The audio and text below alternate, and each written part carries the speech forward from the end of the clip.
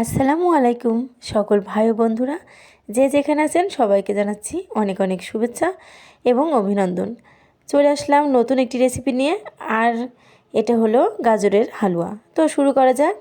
আমি একটি মোটা পাত্রযুক্ত কড়াই আছে যেগুলো, এরকম একটা পাত্রে কিছুটা তেল দিয়ে এই যে 4টা বড় সাইজের গাজর কুচি করে নিয়েছি। আর এটা কিন্তু গ্রেটার দিয়ে মিহি করেই কুচানোই এটাই সবচেয়ে ভালো হবে।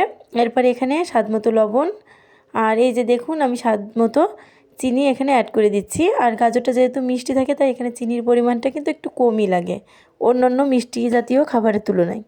এবার একটু নেড়ে চেড়ে ভালো করে আমি সুন্দর করে এর ভিতরে যে পানিটা থাকবে সেটা শুকিয়ে নেব।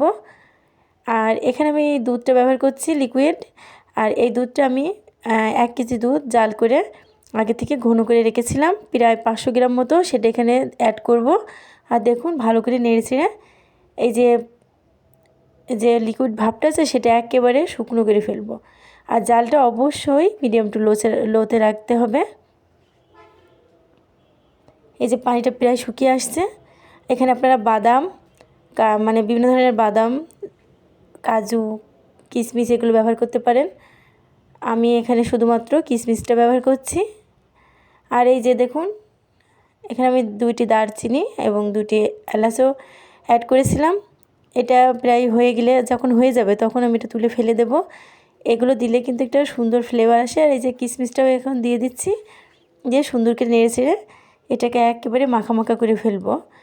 এখানে কোনোরূপ পানিটা থাকবে না। আর আপনারা চাইলে এখানে গুঁড়া দুধটাও ব্যবহার করতে পারেন। সেক্ষেত্রে পানি দিতে হবে এবং পানিটা যখন শুকিয়ে আসবে সেই পর্যায়ে গুঁড়া দুধটা দিয়ে একটু নেড়েচেড়ে নিতে হবে। আবার লিকুইড দুধের সাথেও কিন্তু আপনারা গুঁড়া দুধটাও এখানে ব্যবহার করতে পারেন, যে যার মতো খেতে চান। এই তো প্রায় হয়ে আসছে। আর আমার ভিডিওগুলো যদি ভালো লেগে থাকে অবশ্যই লাইক, কমেন্টস এবং শেয়ার করবেন। দেখুন নিচ থেকে দেখাচ্ছি, এই যে শুকিয়ে এসেছে, অল্প অল্প ভিজা ভিজা আছে। আর যেহেতু আমার পাত্রটা একটু পুরু ছিল তাই কিন্তু খুব সুন্দরভাবে এটা হয়েছে। একটু দেখাই কি সুন্দর কালার, মাশাআল্লাহ, দেখে তো অনেকটাই লোভ লাগছে। আর এটা অনেক স্বাস্থ্যসম্মত এবং হেলদি। আজকে আর নয়, নতুন ভিডিও নিয়ে আবার হাজির হয়ে যাব। আল্লাহ হাফেজ, সবাই ভালো থাকবেন, আমাদের জন্য দোয়া করবেন।